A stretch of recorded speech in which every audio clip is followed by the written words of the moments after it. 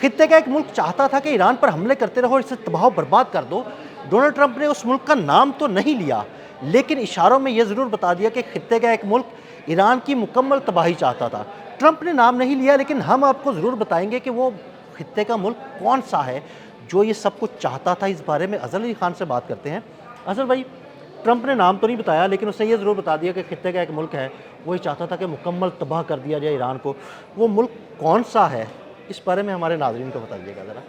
عادل بھائی، Donald Trump نا بہت چالاک ہیں، وہ بات ادھوری کر کے آگے سے بتاتے ہیں کہ کیا چیز ہے۔ انہوں نے کہا کہ میں ابھی نہیں کہہ سکتا کہ ایک ملک ہے، وہ بہت بیوقوف قوم ہے۔ وہ بیوقوف قوم چاہتی تھی کہ ہم ایران کو مکمل تباہ کر دیں، اور وہ کہتے رہے کہ بم برساتے رہو اور ایران کو مکمل تباہ کر دو۔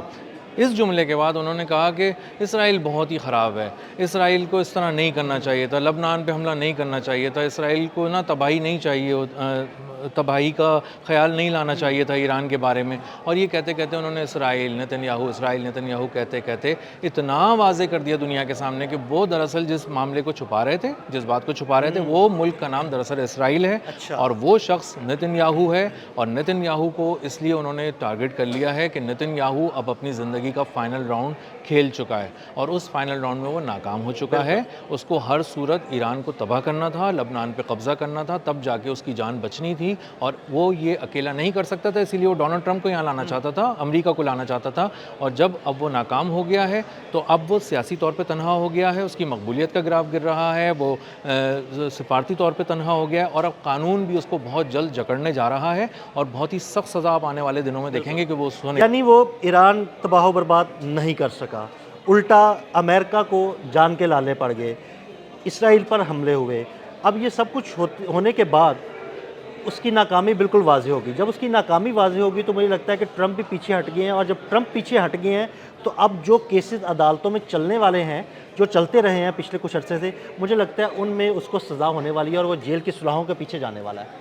بہت سخت سزا ہونے والی ہے، بہت سیدھے کیسز ہیں، اوپن اینڈ شٹ کیسز ہیں، جان بوجھ کے روکے گئے، اور یہ معاملہ یہ کہ جج تک اس کے مارے گئے، اور اس دوران عدالتی پروسیڈنگز جان بوجھ کے ڈیلے کی گئیں، اور اس میں بار بار یہ بتاتے رہے کہ ڈونلڈ ٹرمپ دیگر الفاظ میں کہ اگر میں نہ ہوتا تو تم تباہ ہو چکے ہوتے، اسرائیل تباہ ہو چکا ہوتا، اسرائیل کا نام و نشان مٹ چکا ہوتا۔ تو اس کا مطلب یہ ہے کہ ڈونلڈ ٹرمپ یہ واضح طور پہ بتا رہے ہیں کہ اگر تم ابھی تک بچے ہوئے تھے نا نتنیاہو، تو تم میری وجہ سے بچے ہوئے تھے، امریکہ کی وجہ سے بچے ہوئے تھے۔ اس کا اظہار بھی وہ کر چکے ہیں کہ تم میری وجہ سے بچے ہوئے تھے، اسی لیے وہ کھل کے گالیاں بھی دیتے ہیں۔ گالیاں کون سنتا ہے؟ گالیاں وہی سنتا ہے عادل بھائی جو کمزور ہوتا ہے، جو کہیں سے کنی کترا کے نکلنا چاہ رہا ہوتا ہے، جو کانا ہوتا ہے کسی معاملے میں۔ اور نتنیاہو کو یہ بات پتہ تھی کہ اس نے خوف بیچا، اور خوف بیچ کے امریکہ کو یہاں لے کر آیا، ڈونلڈ ٹرمپ کو پھنسا دیا۔ ڈونلڈ ٹرمپ بڑی مشکل سے اپنی کرسی بچا کے نکلے، اور اصل میں کسی اینالسٹ نے بالکل ٹھیک بات کی تھی کہ ڈونلڈ ٹرمپ کو پورا ایران تباہ کرنا ہے، لیکن ایران کو پورا امریکہ نہیں تباہ کرنا، اس کو ڈونلڈ ٹرمپ کی کرسی کے نیچے بم پھاڑنا ہے بس۔ تو اس نے بم پھاڑ دیا ان کی کرسی کے نیچے، وہ بری طرح ہل گئے، معیشت ہل گئی، سفارتی تعلقات میں بہت نمایاں طور پہ گراوٹ دیکھی گئی۔ امریکہ کے جو بہت سے ملک ہیں، بہت سے ملک وہ ان کے لہجے بدل گئے، وہ تو آنکھیں دکھانے لگ گئے ہیں۔ ایسے کمزور ملک جو کسی وقت امریکہ کے سامنے جھکے ہوتے تھے، اب وہ بھی سیدھے کھڑے ہوئے ہیں امریکہ کے سامنے۔ اٹلی تن کے کھڑا ہے، اسپین تن کے کھڑا ہے، وہ کہہ رہا ہے ہم نہ صرف اڈے نہیں دیں گے آپ کو، مطلب یہاں سے اڑنے نہیں دیں گے، اپنا کوئی رن وے استعمال نہیں دیں گے آپ کو، ایئر اسپیس نہیں دیں گے۔ اور اس کے ساتھ ساتھ سب سے بڑی بات تو یہ ہوئی کہ جو super power, number 1 super power, وہ نمبر 3 پہ چلی گئی، نمبر 1 پہ چائنا آ گئی، نمبر 2 پہ رشیا آ گیا۔ اور جو آپ میزائل کے سٹاکس دیکھیں گے نا ان کے، جو انہوں نے چلا دیے ہیں اور جو ان کے طیارے تباہ ہو چکے ہیں، جو ان کی عسکری طاقت کو جھٹکا لگا ہے، سچ یہ ہے کہ وہ کئی اور ممالک جو چائنا اور رشیا سے بہت نیچے کے ہیں، پاکستان سے بھی بہت نیچے کے ہیں، ان سے بھی نہیں لڑ سکتا اب امریکہ، اور جا کے ایکٹیو وار کے اندر، ایکٹیو کمبیٹ سچویشن، ختم ہو چکا ہے نا، ذخیرہ ختم ہو گیا، فوج کا مورال گر گیا، لوگ وہاں سے ریزائن کر رہے ہیں امریکی آرمی سے، وہاں پہ سائیکولوجیکل مسائل بڑھ گئے ہیں ان کے فوجیوں کے، نفسیاتی مسائل، اور وہ ہاٹ لائنز پہ رابطہ کر کر کے بتا رہے ہیں کہ ہمیں ارلی ریٹائرمنٹ کا کوئی راستہ بتاؤ جس میں زیادہ پیسے مل سکیں۔ تو لوگ جان چھڑا رہے ہیں، خود امریکہ سے جان چھڑا رہے ہیں۔ اور یہاں پہ اسرائیل میں بھی یہی معاملہ ہے کہ انہیں اب ٹک ٹاکر لڑکیوں کو بھیجنا پڑ رہا تھا محاذ جنگ کے لیے، کیونکہ لوگ دستیاب ہی نہیں، نوجوان آ ہی نہیں رہے۔ وہاں پہ جا کے محاذ جنگ میں جا کے بلکہ میدان میں کہاں جانا ہے انہوں نے وہ ٹک ٹاک بنا رہی ہوتی ہے. ٹک ٹاک بنا رہی تھی ایک جو ان کی اسرائیلی اہلکار ہے, اور اس کی فزیکل فٹنس بھی بہت ہی بری تھی, یعنی اس کو کہیں سے بھی فوج میں بھرتی کیا ہی نہیں جا سکتا تھا. اور ٹک ٹاک بنانے کے دوران ایک ایکٹیو کامبیٹ سچویشن آ گئی اور وہاں پہ ایک ڈرون آیا اور ڈرون اٹیک کے اندر وہ ماری گئی. تو لوگ وہاں پہ حیران ہو رہے ہیں, 18 سال کے فوجی آپ نے لے جا کے نوجوان مروا دیے نتن یاہو نے.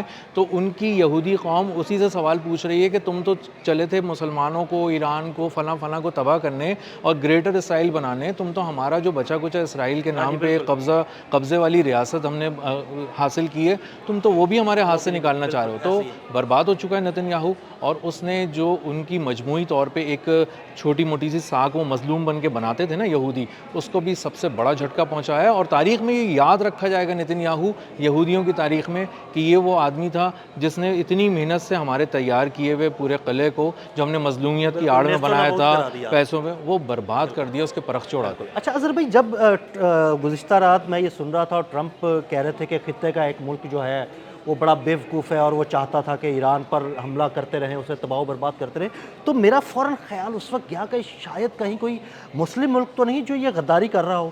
لیکن خیر یہ بعد میں باتیں اوپن ہوگی, جب ٹرمپ کی پوری سپیچ سنی تو اندازہ ہو گیا. لیکن کیا ایسا ممکن ہو سکتا تھا؟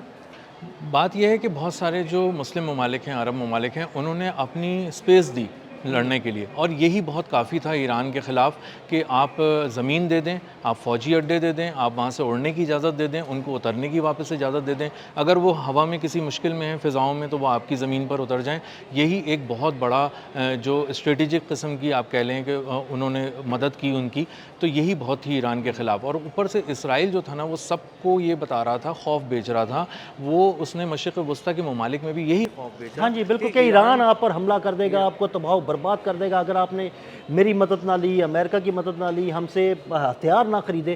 تو پورا خوف کا ایک پورا اس نے پلان بنایا, اور پلان بنانے کے بعد اب کبھی امریکہ کے ہتھیار بک رہے ہیں, کبھی اسرائیل کی فوجی بیسز بن رہی ہیں مشرق وسطیٰ کے ممالک میں. اس نے تو یہی کچھ ہی کیا. جی, اب وہ ان کے خرچے میں آ کے اب وہاں پر آ کے بیٹھ گیا ہے یو اے ای کے اندر, اور یو اے ای کے اندر وہ اپنی بیسز بھی بنا چکا, اپنے فوجی بھی اتار چکا, اس نے لیزر ڈوم بھی وہاں لگا دیا, آئرن ڈوم بھی وہاں لگا دیا. تو وہ یقین دہانی یہ کرا رہا ہے کہ میں آپ کا تحفظ کر لوں گا.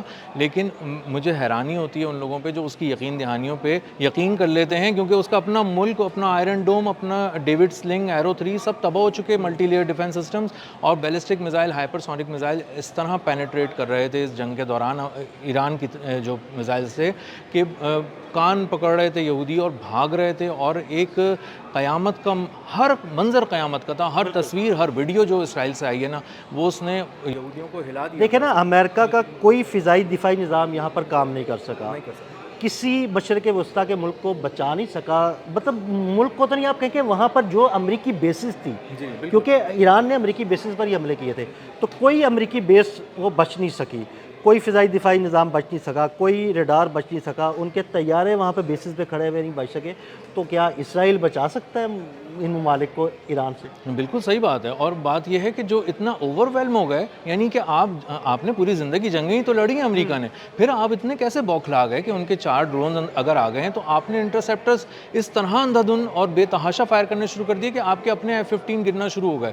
اور جو کویت کی ایئر بیس کی سٹوری آئی ہے کہ اس کو تباہ کیا کیمپ بیورنگ کو, وہ اسی طرح کیا انہوں نے کہ ان کے پیٹریوٹ سسٹم نے اپنے F-15 اڑا دیے. جدید سسٹم ہی جدید طیاروں کو اڑا سکتا تھا, انہوں نے اپنے طیارے اڑا دیے, 3 F-15 انہوں نے اپنے گرا دیے وہاں پہ. تو امریکہ بہت بری طرح ناکام ہوا. اسرائیل جو چاہتا تھا کہ ایران کو تباہ کر دے, وہ اب خود تباہ ہو چکا اندر سے. تعلیمی نظام تباہ ہو گیا, صحت کا نظام تباہ ہو گیا, پینے کا وہاں صاف پانی کے پلانٹس کا مسئلہ ہو گیا. وہاں پہ جو کاربن ڈائی آکسائڈ ہے وہ 50 لاکھ ٹن تک پہنچ چکی اس کی فضاؤں میں جو اس جنگ کے بعد. تو اس نے تو سانس بھی اپنا گنوا دیا, انہوں نے اپنی خوراک, پانی سب گنوا دیا, عزت گنوا دی, سفارتی تعلقات گنوا دیے, اور سب سے بڑی بات ان کی عسکری طاقت کھل کر سامنے آ گئی, بری طرح ٹوٹ گئی, اور اب وہ مشرق وسطیٰ میں دور تک جا کر حملہ کرنے کے قابل نہیں ہے. بہت شکریہ اظہر بھائی. جی بالکل, اظہر بھائی نے بڑی تفصیل کے ساتھ اس سارے معاملے پر روشنی ڈالی اور اس ملک کا نام بھی بتا دیا جس کا نام ٹرمپ نے نہیں بتایا تھا. عدیل احمد اور اظہر علی خان کو اجازت دیجیے گا. اللہ حافظ.